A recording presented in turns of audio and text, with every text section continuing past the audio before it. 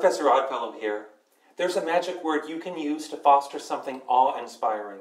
It's the name of an invisible presence. And even if you're of a skeptical inclination, you can invoke the power of this presence with genuine honesty, making your use of the word all the more convincing. Now the twist is that you have to find this word for yourself, but I'll tell you precisely where and how. First, consider what exactly is the source of primal amazement. Language has the power to reawaken vestiges of humankind's earliest communication, our ancient ancestors' savage cries of anger or love. All such cries were commands, originally bound up with the act, and indeed inseparable to the primitive mind. Much in the way that a small child learns to conjure up a parent from the unseen void of an adjoining room simply by employing a magic word like mama, we can reflect that the savage called his friend's name and saw his friend turn and answer. What more natural to conclude than that the name itself in some way compelled an answer? Eons later, words are still magic. As the poet said, dipped in the wisdom of our ancestors, words pluck strings, reaching far through time. That word ancestors is the key here. Your magic word will be an unusual name of one of your distant ancestors. You'll quite literally be invoking an invisible yet powerful presence, for your ancestor was vital in securing your very existence. To speak your relative's name in a formal, ritualized setting need not be equated with ancestor worship. As in Japan's Shinto belief system, it's more accurate to call it ancestor veneration. To venerate is to regard with great respect. Even the most devout skeptic can genuinely revere a departed link in the chain of one's existence.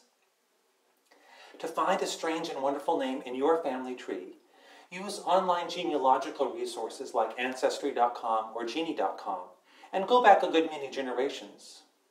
Going back 4 generations in my own family tree to the mid-1800s, I begin encountering names like Mortimer, Powhatan, Eleazar, Timparana, and Jeptot. It will be a real coup to find the name of the 7th son of a 7th son, as folklore tells us that such a person possesses special powers, such as healing, enchantment of snakes, the ability to detect precious metals, and the propensity to transform into a werewolf. A 7th son of a 7th son isn't necessarily so rare in your family tree, as families tend to be bigger in olden times. Now, how do you lend power to your ancestor's name? It's been said that the secret of magic words is this: it doesn't matter what you say, as much as it matters how you say it. Naturally, each magician must make a magic word his or her own, so that its utterance flows comfortably and seamlessly, though nonetheless impressively and mysteriously from the lips. Vocalize as much vibration as possible. The key is to emphasize each syllable so that you can hear it resonate and feel it vibrate within you. The sound of any power name seeks and harnesses that power. When this sound is combined with concentration and visualization, you stir the energy and power to which you are heir as a magician. The very act of speech is the open sesame, the magical power. Note that the act of speech is where the magic is. But what if you come to regret conjuring the ancient spirit of an ancestor? That's where mumbo-jumbo comes in. Literally, mumbo-jumbo is the name of a magician who makes the troubled spirits of ancestors go away.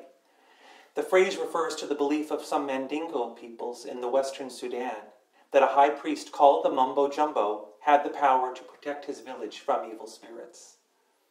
Let me know how your quest goes. I guarantee that finding your magic word will be an amazing adventure in itself.